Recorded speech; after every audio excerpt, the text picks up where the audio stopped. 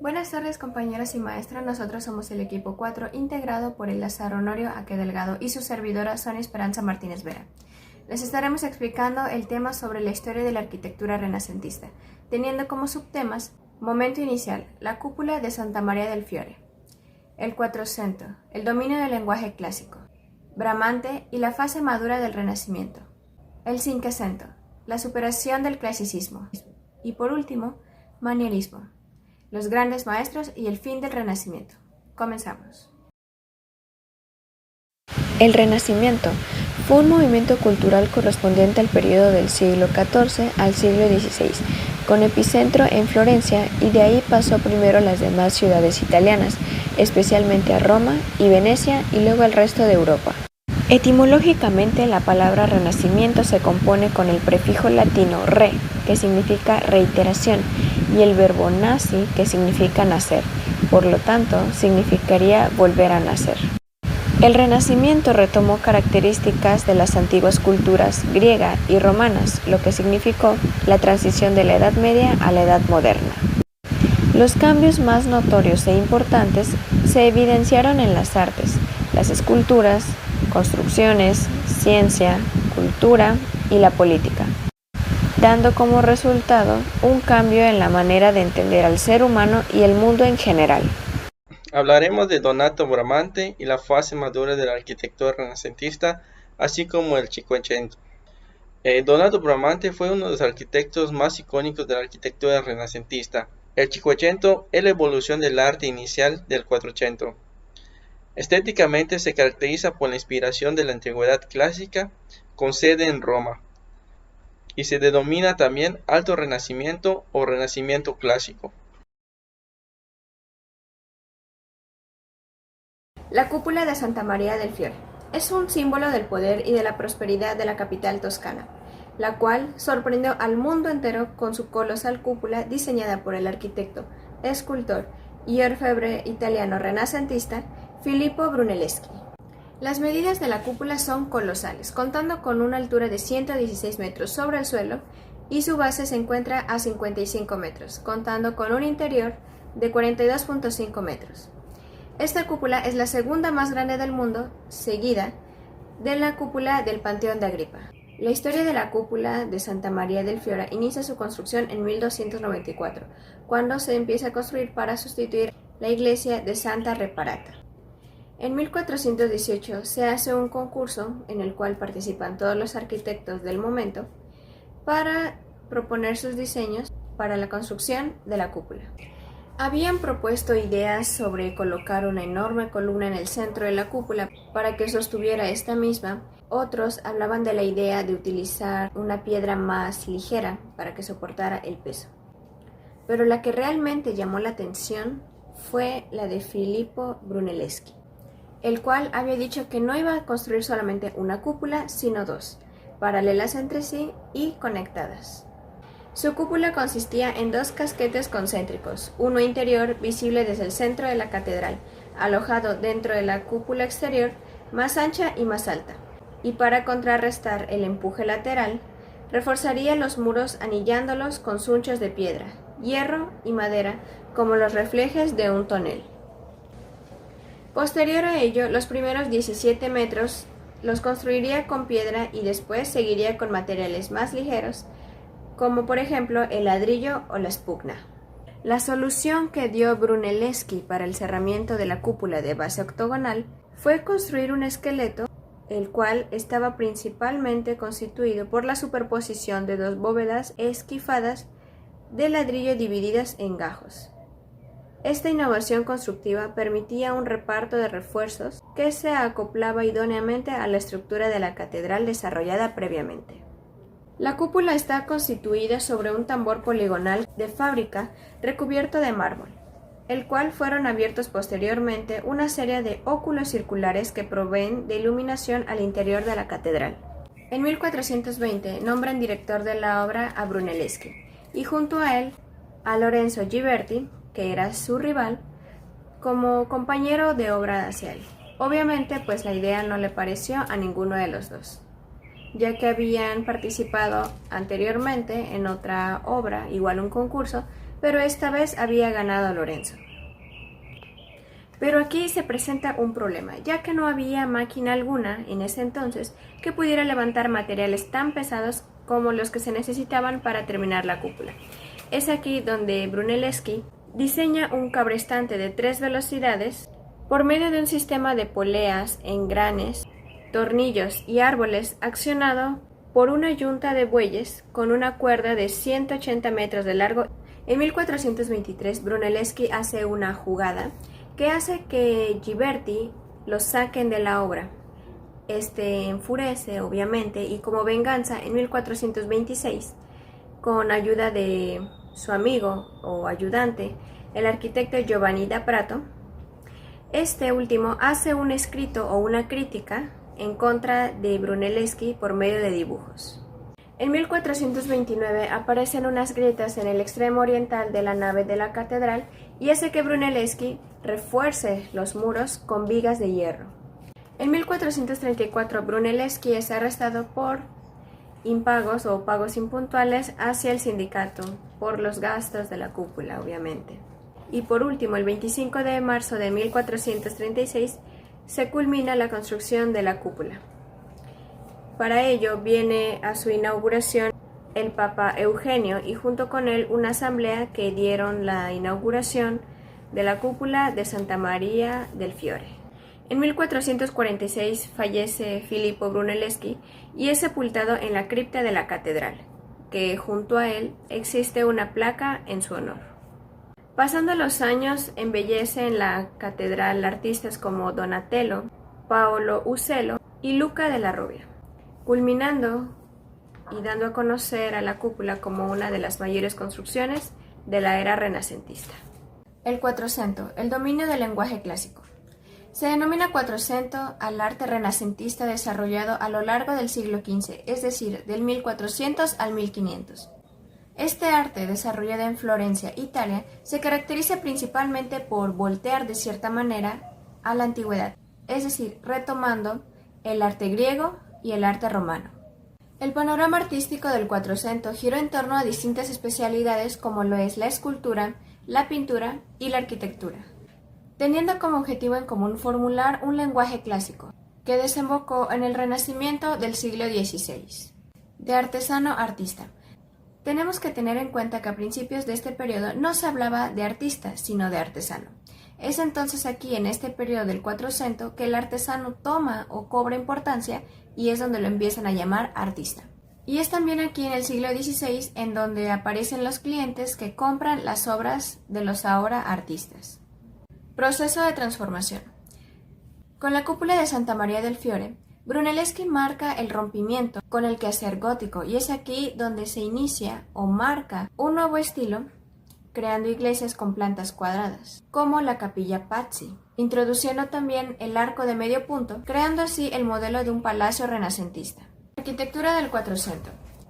El retorno a las formas clásicas se representa la arquitectura con elementos decorativos tales como guirnaldas, grutescos o capiteles corintios, entre otros. Los espacios interiores ahora se diseñan para que el hombre pueda abarcarlos con un golpe de vista, rompiendo con la tradición fragmentaria y secuencial de la Edad Media. Como arquitectos representativos tenemos a Filippo Brunelleschi, Michelozzo di Bartolomeo, Leo Battista Alberti y Giuliano da Sargallo. Como obras arquitectónicas representativas tenemos el Palacio Medici Riccardi por Michelozzo di Bartolomeo. Se ubica en Florencia, Italia. La Basílica de Santa María Novella. Autor Leo Battista Alberti. Se ubica en Florencia, Italia. Y la Villa Medicea de Poggio y Caiano. Hecha por Giuliano da Sangallo. Escultura del Quattrocento. El interés por la representación de la naturaleza y el desprendimiento de una consideración simbólica es característica de la escultura del Quattrocento. Las composiciones siguen la búsqueda de la profundidad por medio de la perspectiva y la plasmación de los tipos humanos, respondiendo a una individualización y la plasmación de los tipos humanos, y esa actitud más naturalista que medieval. Como escultores representativos tenemos a Lorenzo Ghiberti, Donato di Niccolò di Bertobat, Jacopo della Quercia, Luca della Robbia y Andrea Verrocchio. Como esculturas representativas tenemos el retrato ecuestre del Condottiero, hecho por Donato di Niccolò di Bertobat, que se ubica en la Plaza del Santo de Padua en Italia. La puerta norte del baptisterio o Puerta del Paraíso, hecha por Lorenzo Ghiberti, ubicada frente a la Catedral de Santa Maria del Fiore en Florencia, Italia. Pintura del Quattrocento.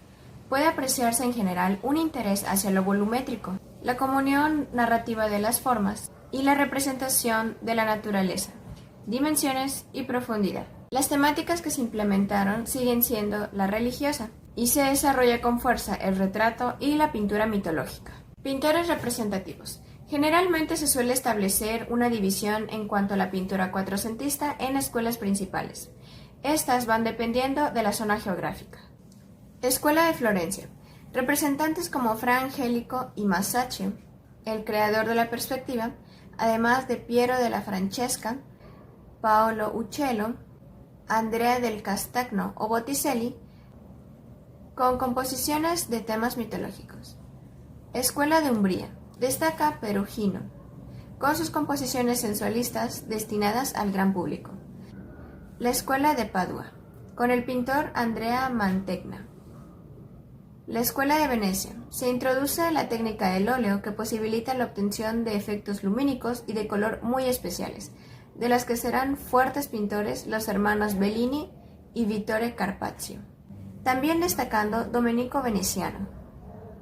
Como ejemplos de pintura tenemos el Tributo de la Moneda, hecho por Tommaso di Ser Giovanni di Mone Casai o Masaccio, ubicado en Santa María del Carmine, en Florencia, Italia.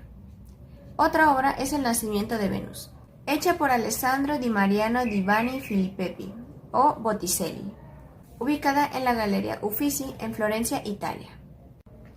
Y también Políptico de San Antonio, hecho por Piero della Francesca, ubicada en la Galería Nacional de Umbría, en Perugia, Italia.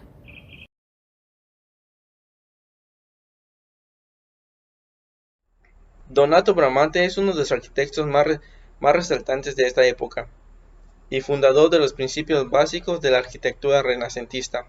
Tuvo la oportunidad de conocer en persona a Leonardo da Vinci, quien influyó en la visión creativa de este arquitecto.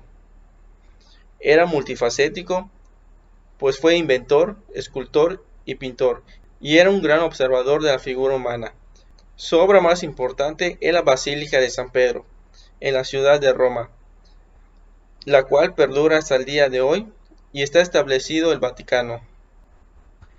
Esta basílica empieza en el siglo IV, cuando el emperador Constantino decide construir una basílica donde había sido enterrado el apóstol San Pedro.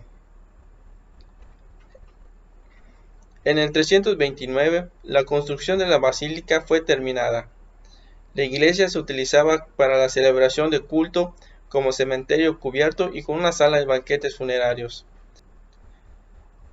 En 1506, Julio II inicia la construcción de una nueva basílica en reemplazo de la ya existente, encargando el proyecto al arquitecto Donato Bramante.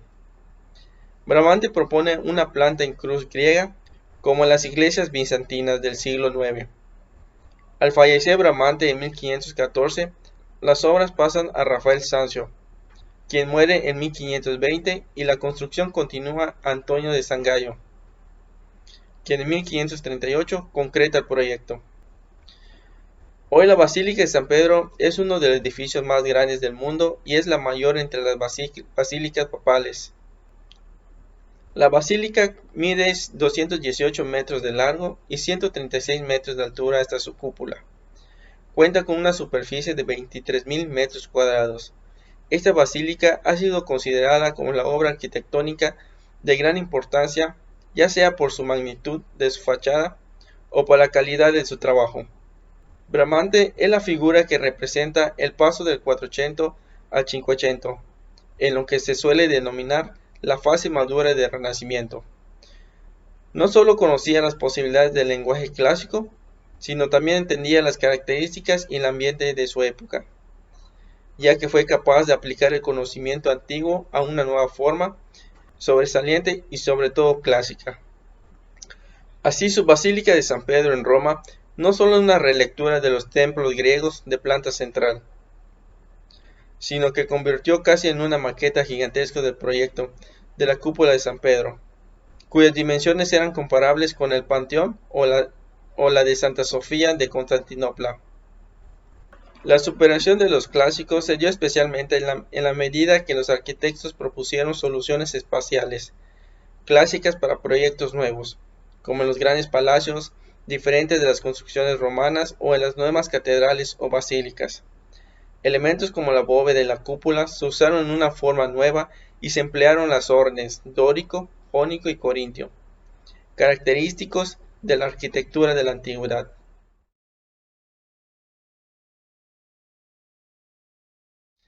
Es el siguiente paso de la evolución del arte iniciado en el 480, principal rasgo de la Edad Moderna, y estéticamente se caracteriza por la inspiración en la antigüedad clásica, sobre todo en lo que se refiere a la imitación de la naturaleza. Si Florencia fue cuna del 480, el arte de este siglo tiene sede en Roma, la Roma de los papas, que serán mecenas de los grandes artistas de este periodo, principalmente de Julio II y León X, que utilizarán el arte como instrumento del prestigio personal y difusión del poderío de la Iglesia. En el segundo tercio del siglo se empieza a abandonar el equilibrio de la armonía de la tendencia clásica, perdiendo el interés de la proporción y la serenidad, lo que anuncia la crisis del Renacimiento y el inicio del manierismo, que triunfará en Venecia. Aunque cronológicamente el término 480 hace referencia a todo el siglo XVI en Italia, en lo artístico solo abarca el primer cuarto de este siglo. Se denomina también Alto Renacimiento o Renacimiento Clásico, en la época de madurez del estilo y de sus tres artistas más sobresalientes, como Leonardo da Vinci, Miguel Ángel y Rafael. El Cinquecento es el estilo arquitectónico del Alto Renacimiento y se distingue, a pesar de su diversidad, por el completo dominio de las formas clásicas, la claridad y la mesura del diseño, la solemnidad, el volumen y la riqueza cada vez más evidente de los materiales. Las partes tienden a ser mayores con respecto al conjunto, las formas son más densas y plásticas que en el primer Renacimiento. En la pintura y en la escultura se dan las mismas características. Los personajes se mueven con violencia o serenidad, en posturas que exceden el comportamiento natural. En pintura sigue siendo sobre todo el ejemplo innovador de Leonardo. Fue posible obtener efectos dramáticos, de acción y de presencia física. Las principales ciudades involucradas en el Cinquecento son Roma, Florencia y Venecia. Manierismo, los grandes maestros y el fin del Renacimiento. El manierismo, también conocido como Renacimiento tardío, es visto como un periodo de transición entre el Alto Renacimiento y el periodo barroco. La característica principal del manierismo es la extravagancia. Surgió alrededor del año 1520 hasta finales del siglo XVI. Proviene de la palabra italiana maniera, que quiere decir manera, que hace referencia a un enfoque estilizado y exagerado en cuanto a la pintura y escultura. A finales del siglo XVI, los artistas de Florencia comenzaron a abandonar la iconografía de la Edad Oscura, pasándose al clasicismo. Este periodo se divide en tres etapas: Renacimiento temprano, Alto Renacimiento y Renacimiento tardío. Durante el Renacimiento temprano, los artistas comenzaron a buscar inspiración en la antigüedad, es decir, el Quattrocento. Este nuevo interés daría forma al Alto Renacimiento, una corriente caracterizada por figuras naturalistas y un uso matemáticamente preciso de la perspectiva. El Alto Renacimiento duró desde 1490 hasta la década de 1530, cuando surgió el Renacimiento tardío, o el manierismo. El arte manierista se caracteriza generalmente por su virtuosismo y su artificiosidad, creando un libre diálogo entre forma y significado, entre el estilo y el tema. 1. Figuras exageradas. Una de las formas en que los artistas llevaron las técnicas del Alto Renacimiento a otro nivel fue a través de la exageración. Iniciado por Parmigianino, un artista italiano, los manieristas rechazaron proporciones realistas y, en cambio, pintaron personajes con extremidades alargadas y cuerpos en posiciones extrañas. Estas figuras estiradas y retorcidas probablemente se emplearon para sugerir movimiento y aumentar el drama adecuado del cuadro. 2. Decoración rebuscada. Mientras que las figuras del Alto Renacimiento por lo general no incorporaban patrones en su trabajo, los artistas del Renacimiento temprano lo hicieron. Los manieristas, en cambio, retomaron este elemento a través de una ornamentación compleja, cubriendo lienzos y esculturas con una abundancia de elementos decorativos. Un artista que llevó este concepto al límite fue Josep Arcimbold, un pintor que creó retratos de personajes hechos con vegetación, animales y otros objetos. Ejemplo de su trabajo es su obra Primavera, en el año de 1573. 3. Color artificial. Los manieristas abandonaron los colores naturalistas utilizados por los pintores del Alto Renacimiento. En su lugar, recurrieron a tonos artificiales e incluso llamativos. Un ejemplo de esto es la obra de Jacopo da Pontormo, con el descendimiento de la cruz, creada en el año de 1525 a 1528. Este enfoque de color también se asocia a El Greco, pintor español que adoptó el estilo manierista cuando se mudó a Roma. Al igual que otros artistas de esta corriente, El Greco estudió el trabajo de sus predecesores sin intentar reproducir sus piezas. Un ejemplo de El Greco es su obra Visión del Apocalipsis, creada entre el año 1608 y 1614. 4. Virtuosismo. Se apreciaba la destreza como una virtud muy positiva que producía géneros pictóricos llenos de complejidad e inventiva, resultado de un incremento deliberado de las dificultades para que, al superarlas, la habilidad del virtuoso quedara manifestada. Existe una obsesión por conseguir una reacción favorable de la audiencia, y el estímulo de esa reacción pasa a ser una parte importante de la función de la obra de arte. 5. Artificio. El alejamiento de la naturaleza y la oposición entre esta y el estilo obsesionó siempre a los críticos del manierismo. Una de las críticas fue hecha por el clasicista Bellori, cuando decía que los artistas, abandonando el estudio de la naturaleza, envenenaron el arte con la maniera, o con un ideal fantástico de la maña, no una imitación de la naturaleza. Sin embargo, el estudio de la naturaleza formaba parte imprescindible de la tarea de los artistas. Lo que pasa es que ellos decían que el arte tenía como misión no solamente ser una réplica de la naturaleza, sino también mejorarla. 6. Variedad. En las artes visuales, la variedad se consideraba una cualidad esencial de la obra. La variedad como concepto se contrapone a la unidad clásica y desemboca en el énfasis de las partes en perjuicio de todo. 7. Separación de forma y significado. El manierismo constituye en el arte religioso una doble ofensa al concepto clásico del decoro.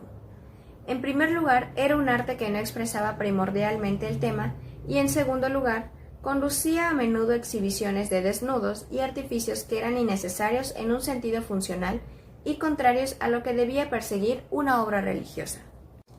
8. Forma serpentinata. La figura serpentinata es una de las formas que normalmente se asocian al arte manierista y consiste en un dibujo que recuerda a la torcedura de una serpiente en movimiento.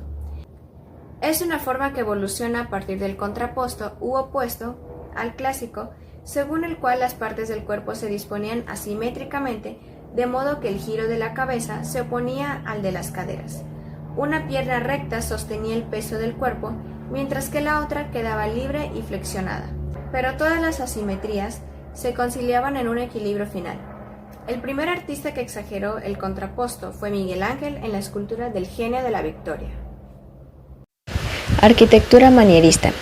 En la arquitectura, los edificios pierden la claridad de composición y pierden solemnidad con respecto al clasicismo pleno. Arquitectos y obras representativas. Giulio Pippi o Giulio Romano, pintor, arquitecto y decorador italiano. Andrea Palladio, arquitecto veneciano. Vignola, escribió el Tratado de los Órdenes, donde estudió los órdenes griegos y romanos. Sus obras más importantes son Iglesia del Jesús en Roma. Es el modelo de arquitectura de la Contrarreforma. Tiene planta de cruz latina y es de nave única con capillas laterales entre los contrafuertes con poca luminosidad. La fachada la realiza Giacomo della Porta y es similar a la de Santa María Novella, típica de los jesuitas. Existen dos cuerpos separados por entablamiento, pero unidos por alerones. Tiene frontón con entrantes y salientes, antecedentes del barroco, y en el interior es muy decorado. Villa Julia de Roma. Existe un juego de diagonales que influyen en la puerta principal integrada en el entorno natural. Destaca la fachada principal de aspecto más rústico que juega con las luces y las sombras. Andrea Palladio. Realiza villas rurales que suelen ser residenciales en el campo de las familias más ricas. Estas villas tienen planta central cuadrada con cúpula y con pórticos clásicos adelantados.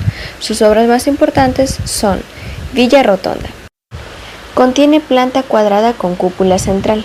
Dispone de 4 pórticos laterales, uno de cada lado, y los pórticos presentan orden jónico más entablamiento y frontón. En cuanto a la arquitectura religiosa, Andrea Palladio fue el arquitecto de la Basílica de Vicenza, San Jorge en Venecia y el Redentor en Venecia. Una obra famosa de Giulio Romano es el Palacio T, de 1524 a 1534. Escultura manierista. Se representan cuerpos y formas torcidas generando un movimiento espiral denominado serpentinato. Escultores y obras representativas. Algunos de los grandes representantes son Benvenuto Cellini, escultor, orfebre y escritor italiano. Ejemplos de sus obras son el Perseo, que se encuentra de pie y desnudo.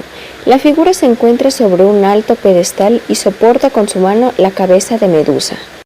Rompe un poco el equilibrio por la línea abierta, es decir, el brazo separado. Salero con Neptuno y Venus. Es una pieza de oro, lo que demuestra su categoría también como orfebre. Juan de Bolonia. Algunas de sus obras son Estatua de Neptuno, Alegoría de Francisco I de Medici, Rapto de la Sabina y Mercurio. Pintura manierista. Las pinturas y esculturas del manierismo se caracterizaron por su artificialidad, es decir, que no hay relación directa entre lo representado y el modo natural. Se abandona la coherencia espacial. Es difícil determinar cuál es el espacio donde se ubican los personajes y las relaciones espaciales entre ellos. El uso del color y la luz es arbitrario. En algunos de los casos se utilizan colores estridentes y llamativos, mientras que en otros se utilizan tonos oscuros con sombras profundas. Pintores y obras representativas. Jacopo Carrucci Pontormo, pintor italiano. Girolamo Francesco Maria Mazzola, parmigianino, pintor italiano. Jacopo Comín Tintoretto, pintor veneciano. El Greco, pintor cretense. Correggio. Sus trabajos se caracterizan por los desnudos sensuales, el brillo de sus colores y el hábil manejo de los escorzos, además de la originalidad en el tratamiento de la perspectiva. Como ejemplo tenemos su obra El Cisne, que es una composición con paisaje, donde las posturas son anticlásicas, por ello los cuerpos se retuercen y se establece una línea serpentinata. Parmigianino. Su obra más importante es la Madonna del cuello largo. En esta obra las proporciones son alargadas y se emplean colores convencionales. Literatura manierista. Si bien el término manierismo no suele usarse en relación a la literatura, la producción literaria del siglo XVI comparte ciertas características con las demás producciones artísticas. Se pueden considerar manieristas a obras que articulan la transición entre el Renacimiento y el Barroco, tal como la obra de Miguel de Cervantes, Don Quijote de la Mancha. Entre otras características, la literatura de este periodo dejó de lado los modelos clásicos y presentó contradicciones, mezcla de fantasía y realidad, personajes excesivos y grotescos, elementos extravagantes y saltos temporales, entre otros. Autores y obras representativas. Giulio Romano, con la Sala de los Gigantes del Palacio de Te de Muntua y Sala de Psique del Palacio de Te de Muntua. Sebastiano del Piombo, Andrea del Sarto, Jacopo Pontormo, Rosso Fiorentino, Agnolo Bronzino, Giorgio Vasari, Benvenuto Cellini, Juan de Bolonia, Correggio, Parmigianino, Miguel de Cervantes Saavedra y William Shakespeare. El Renacimiento fue importante en el avanzar del hombre, no solo por el nuevo pensamiento, sino también por llevar la imaginación de los artistas a otro nivel. Es la consecuencia de un interés por el pasado grecorromano, con el cual se buscaba volver a dar vida a los ideales que habían inspirado a aquellos pueblos. El Quattrocento en Florencia, la pintura se vivió en un momento culminante con la aparición de los primeros artistas y de las distintas escuelas. En el Quinquecento representa la época más brillante del arte universal, donde aparecen todos los grandes artistas, y en el manierismo, los artistas estaban interesados en el perfeccionamiento que caracterizó a los personajes del Alto Renacimiento, pero sin la intención de replicarlo.